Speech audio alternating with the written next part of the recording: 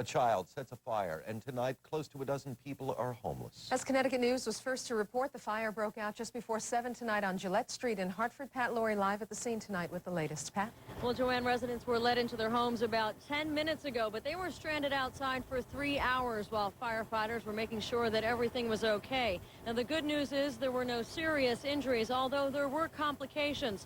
4 firefighters were treated for heat exhaustion. They say it all began when a young boy was playing with a lighter in his bedroom.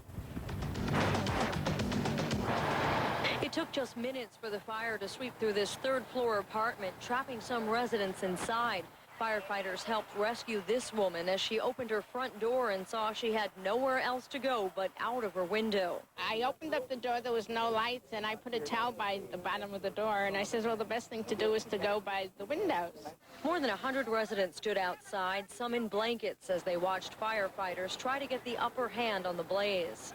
I opened my front door, I looked out, and when I looked out, it was pitch black, so I hung out the window and started screaming. The fire started in the room, and then when I got off my bike, I said, Daddy, my room is on fire. Little Rashawn McIntosh was alone in his room when his bed caught fire.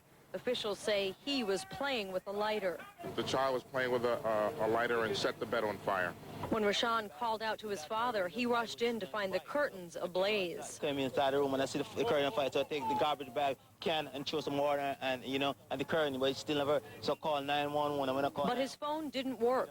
The base had already melted from the intense heat in the apartment. That's when they ran out. The other guy that lived next door said, get out, you can't do anything, so I just get out of the apartment. It took 40 minutes to control the blaze. During that time, 4 firefighters were treated for heat exhaustion. One resident who suffers from asthma was overcome by smoke. We was in the house and the alarm started going off, and when my sister opened the door, all the smoke just came in the house. Now, her sister is being treated at the hospital right now. The American Red Cross is on the scene trying to find shelter for the dozen or so residents who have been displaced. A tough lesson to learn, but it is very dangerous to play with matches or lighters. Reporting live in Hartford, I'm Pat Lorry. Back to you, Jerry. Both billowing in Hartford's North End tonight. It happened at a 3-story vacant building on Homestead Avenue. The fire broke out around 9:30. No one was injured, and fire crews are still on the scene trying to determine what touched off. Found 51-year-old